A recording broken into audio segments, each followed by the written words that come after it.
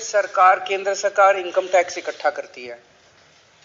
उस income tax को केंद्र सरकार इकट्ठा करती है, लेकिन केंद्र सरकार उसको इस्तेमाल नहीं कर सकती। उसे केंद्र सारे राज्यों में बांटना होता है। It is a divisible pool of taxes. तो जितना इनकम टैक्स पूरे देश से इकट्ठा होता है उसे सारे राज्यों में बांटना होता है। पूरे देश में सबसे ज्यादा इनकम टैक्स दिल्ली देती है, दिल्ली के लोग देते हैं। 2.25 लाख करोड़ रुपए का पिछले साल हमने इनकम टैक्स दिया, और उसमें से दिल्ली को केवल 325 करोड़ रुपए पिछले 20 साल से मिल रहे हैं। हर साल 325 करोड़। तो एक कहते हैं ना कि सोने के अंडे देने वाली मुर्गी को मारना नहीं चाहिए। तो दिल्ली तो एक तरह से सोने के अंडे देती है, उसका ही अगर गला घोट दोगे तो फिर कैसे काम चलेगा। आप जितना ज्यादा दिल्ली में इन्वेस्ट करोगे, दिल्ली की अर्थव्यवस्था में इन्वेस्ट करोगे, उतना ज्यादा दिल्ली और प्रोड्यूस करके देगी, और टैक्स देगी आपको, आपकी और तरक्की होगी। आप दिल्ली में इन्वेस्ट ही नहीं करोगे, दिल्ली का गला घोट दोगे तो कैसे काम चलेगा।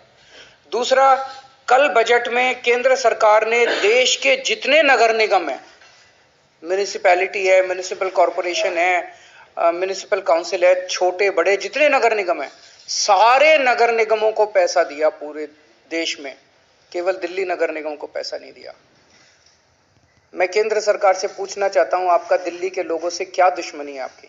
केवल दिल्ली नगर निगम को पैसा नहीं दिया, बाकी पूरे देश के सारे नगर निगमों को पैसा दिया। आप बजट उठा के